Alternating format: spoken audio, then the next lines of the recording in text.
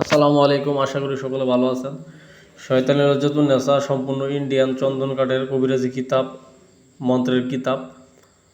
এই কিতাবটি আমাদের কাছে পাবেন আপনারা 8 ঘন্টায় শত্রুকে শেষ করার নকশা পাবেন।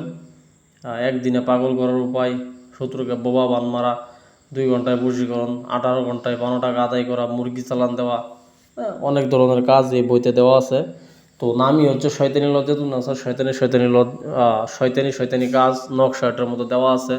তাছাড়াও বিভিন্ন ধরনের তদবির, বশীকরণ, বান, বিচ্ছেদ, জাদু, টোনা, অনেক অনেক তদবির দেওয়া আছে, যা বলে শেষ করা সম্ভব না।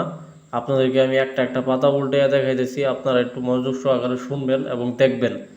এই কিতাবটি দিয়ে অনেক প্রকার কাজ করা যায়, বড় বড় ব্ল্যাক ম্যাজিক পর্যন্ত করা যায়। এই কিতাবগুলো অনেক পাওয়ারফুল একটি কিতাব। এই কিতাব সচরাচর আপনি কারো কাছে পাইবেন না। শয়তানি লজ্জাতুন নেসা আমাদের কাছে একেবারে অরিজিনাল ইন্ডিয়ান মন্ত্রের এবং নকশার কিতাব আছে। আপনারা একটু খেয়াল করে দেখলেই বুঝতে পারবেন যে কতটা পিওর এবং ক্লিয়ার দেখা যাইতেছে আমাদের পাতাগুলা। অনেক ক্ষেত্রে দেখা যায় যে বই স্পষ্ট থাকে না। আপনারা অনেকে অভিযোগ করেন অনেকের কাছ থেকে নিয়ে, আমাদের কাছ থেকে নেবেন, প্রত্যেকটা পৃষ্ঠা ক্লিয়ার পাইবেন, এতে কোনো সন্দেহ নাই।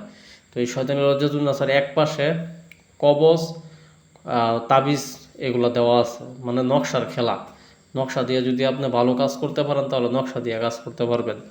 আর অন্য পাশে দেওয়া আছে মন্ত্র। আপনি যদি মন্ত্র দিয়ে কাজ করতে পছন্দ করেন তাহলে মন্ত্র দিয়ে আপনি কাজ করতে পারবেন, কোনো সমস্যা নাই ইনশাল্লাহ। এই হচ্ছে শয়তানি লজ্জাতুন নেসার কাজ। আমি আপনাদেরকে নকশাগুলো শেষ করে এখন মন্ত্রগুলো দেখাইতেছি, আপনারা একটু মন্ত্রগুলো দেখেন। খুব পাওয়ারফুল ডেয়ারিং একটা কিতাব। আমি মনে করি শয়তানি লজ্জাতুন নেসার মধ্যে যে ডেয়ারিং ডেয়ারিং মন্ত্রগুলো দেওয়া হয়েছে, প্রত্যেকটা মন্ত্রই মারাত্মক কুফরি এবং নাজায়েজ। এগুলা না করাই উত্তম। তবে যদি আপনি একবার কারো উপর প্রয়োগ করেন, ওর অবস্থা খারাপ হয়ে যাব। বান বিদ্যা, এত পরিমাণে বান বিদ্যা দেওয়া, নিকৃষ্ট বান, বশীকরণ দেওয়া, ঠিক আছে?